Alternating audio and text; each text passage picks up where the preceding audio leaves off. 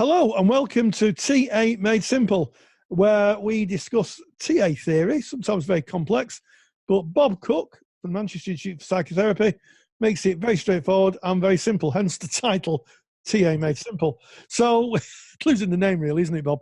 So, we're going back, literally going back in time to 1962, and we're talking about a seminal idea of Eric Berne's, which was time structuring. Correct. And this comes from Berne's ideas on hungers, which, loosely you can parallel to drives, but let's call them hungers at the moment. And one of his ideas on these biological imperatives, which he called hungers, was the importance of structure hunger. Right. And you've got recognition hunger, you've got structure hunger. So we're going to stay with structure hunger. And he talked about how, the human organism and people in this case needed to have structure, and hence time structuring came out of this thinking. Yeah. And he talked specifically about 5 segments of time structuring that the human organism will move towards. And you had withdrawal being the first, the hence of the organism withdrawing, including sleep in that. Then you have rituals. We need to have rituals, and you have activities that we will actually, 2, 3, 4 people will share together and have activities. And then you've got games, which we've talked about before, and TA Made Simple, and they're repetitive behaviours which we learn in childhood.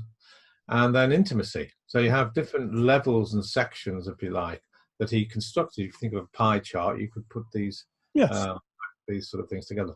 And interesting, if we think of connection, contacting people, put it that way, then according to what or how much time or you or elevate towards, say, withdrawal, for example, there's not much time spent in contacting people, is there?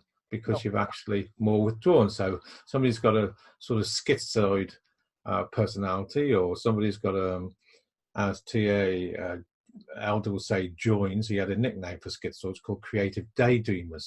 But we spend quite a long of our time, many of our hours in more like withdrawal part of this time structuring, if you like.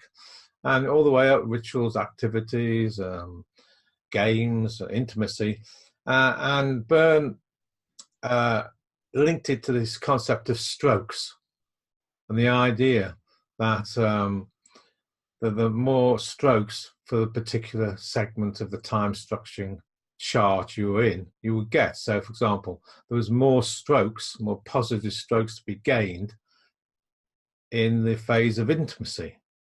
Oh, yes. And more strokes to be gained in the phase of games. So strokes are units of recognition, really, aren't correct. they? Yeah. So if you're withdrawn or internalized, you don't have much recognition from people. Yes. So the only strokes you've got is in your stroke bank in your head.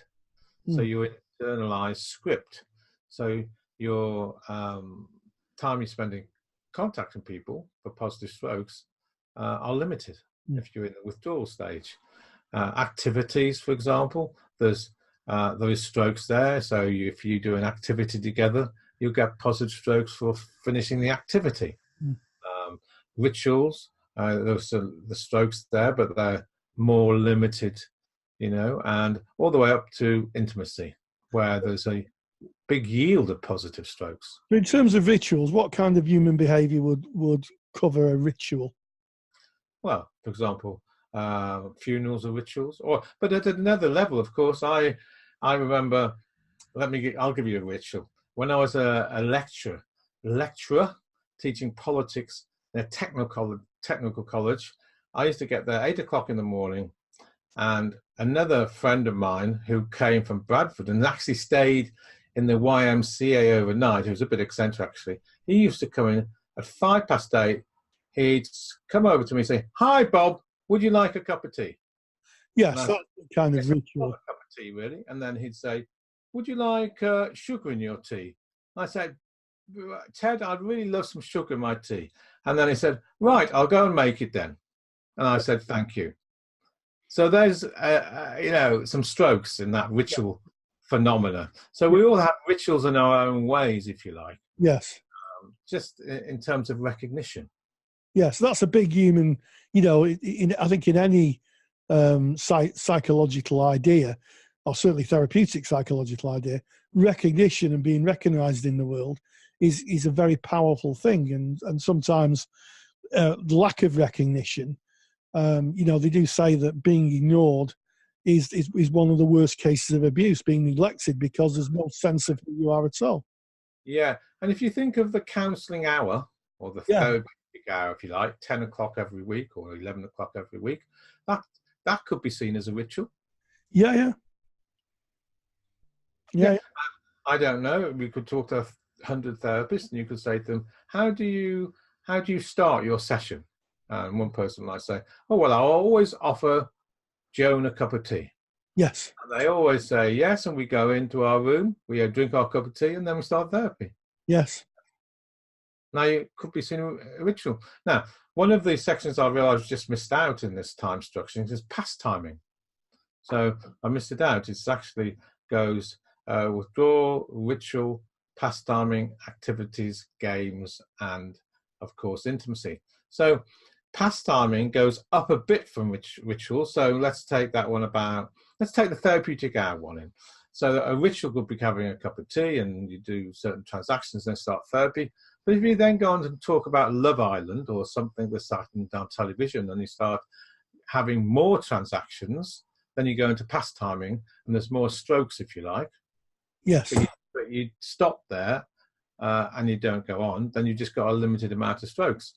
Now, if you think of this in terms of this clinically, right, then people who actually spend, say, a large amount of their time pastiming rather than moving towards intimacy or more positive recognition will be, of course, I would say damaging themselves, but they're denying themselves the different resources around them today.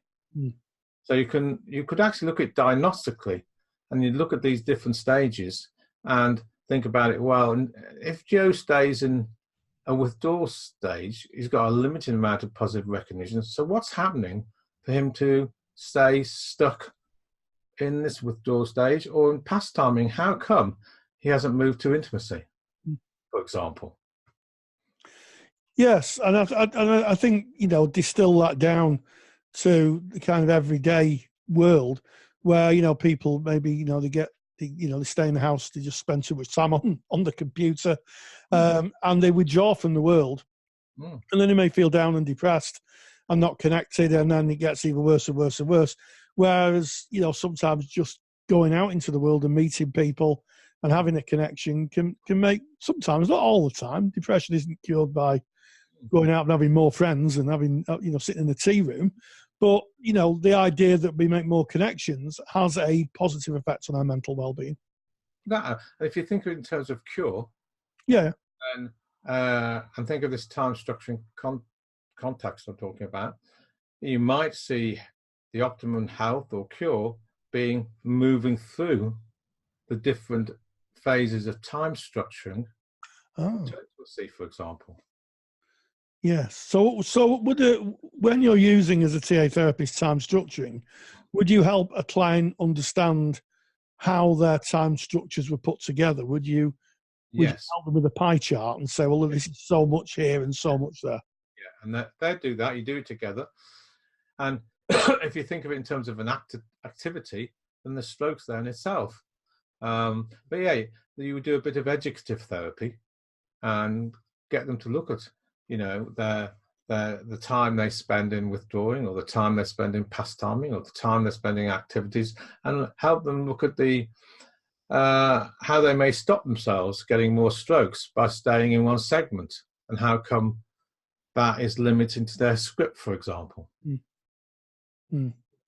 Yeah, so they may want to put a new script on the road, and part of that may be about, getting to know more people. But if their time structuring isn't in place, then that will limit their ability to put these new scripts on their own.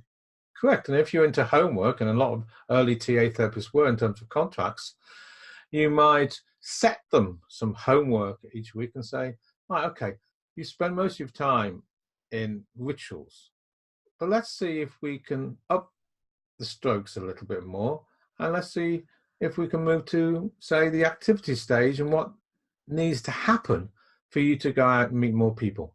Yes. For example. Yes. I mean, it's an interesting one, isn't it? Because this is a model that's used not by name, but certainly by idea in a lot of areas of mental and emotional well-being, where, I'm sure GPs say to people, so, how do you spend your time? Do you get out? Do you see people? That type of thing. It kind of feels like the same thing, the idea that, as humans, we need connections and different forms of them. Yeah, so in my assessments, always when I'm assessing people in terms of their mental health and what type of therapist they need, for example, I will always ask the question, what support system do you have? Do you live alone? Do you see people? Do you go to the gym? In other words, I'll be looking out for their level of structures around them. And I don't always think in terms of time structuring, but if I did now, as I'm talking to you, it would be, well, in the time structuring concept, how much time do you actually spend by yourself? Or how much time do you actually spend with other people? Because, of course, ultimately, mental health, positive mental health, is always about structuring people towards connection. Yeah, we can't do it alone. That, all human society to some level is predicated on the fact that we are a communal society. We are a communal society, against the best efforts of, those in power to make us rabid individuals and not connect to anybody. But ultimately, human beings strive connection. We're built from childhood to connect to other people because childhood's so long. If you think of, animals, they bear the children and they're up and running within 48 hours. Humans don't do that. Humans need connection. We're social animals. We are. That's what I was getting to. We're social animals. And Byrne really recognised that with his idea of recognition hunger and structure hunger. Yeah. So it's a useful way to think of this pie chart of different areas of how we structure our time in life and link it to positive strokes and how we can help people, move into different quadrants. Yes. Yeah, and I think there's a lesson to be taken really from Byrne in most psychotherapeutic approaches about getting a sense of where the client is externally from the therapy room. Absolutely. I think so important. Yeah, it's so important, being curious and saying to the client, get out, you have friends, you don't have to be as prescriptive as that, but you're building a picture up of where your client is. And it might be useful at some point a personal sensitive therapist would say, I hear you spend a lot of time maybe on your own in front of the computer. I wonder how that is for you. Do you miss in the withdrawal stage? In the withdrawal stage, yeah. Yeah, and I think it's so important. And we've had the birth, haven't we, in the last 5 or 6, 7 years of what often is called walking therapy. And we've had the birth of equine therapy. Yes. We've had the birth of therapists taking people out into the social world to actually, help them become more social. It's true. It's true. It's really interesting in terms of. True. It's true. I was a support worker for a number of years, and I'd work with psychiatrists. We'd have a care program approach meeting, and the psychiatrist said, "I want you to take Phyllis, not my real client's name, I have to say, out on the bus to Oldham, and just go to Oldham and back, and maybe have a spot of lunch and come back again." And that was part of a treatment plan to get someone out and about, feel supported, feel safe. And to integrate people back into the community, and to help them rechange their structuring, their time structure, to include activities, and rituals, and linking it into recognition. That's what Byrne was talking about, and it's just as true today. Well, I mean, that's just really fascinating. I'm sure a lot of people watching this will be thinking, I wonder how much time I spend on rituals and games and things. I'm sure there's some people doing pie charts listening to this, just drawing them out and having a look at them. But a fascinating insight into really, really some fundamental ideas of Eric Byrne, and part of TA proper. Really, all the way back. All the way back. It's incredible. It's lasted the test of time. It's still used today, and so useful. So, thank you very much, Bob. And I wonder, for our next TA Made Simple, any ideas on what our next topic may be? I was thinking about that, and it might be, and this comes from the cathexis school. So we're talking about. Ready up, Bob? Yeah, I mean, he was talking about by Byrne, of course, but levels of discounting.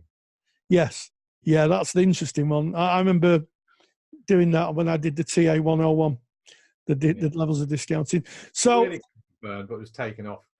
It was expanded in the cathexis school. Yeah. So thank you so much, Bob. And if you're watching this and it's useful to you, please put some comments downstairs. We always like to see some comments. And as always, Bob Cook, thank you very much.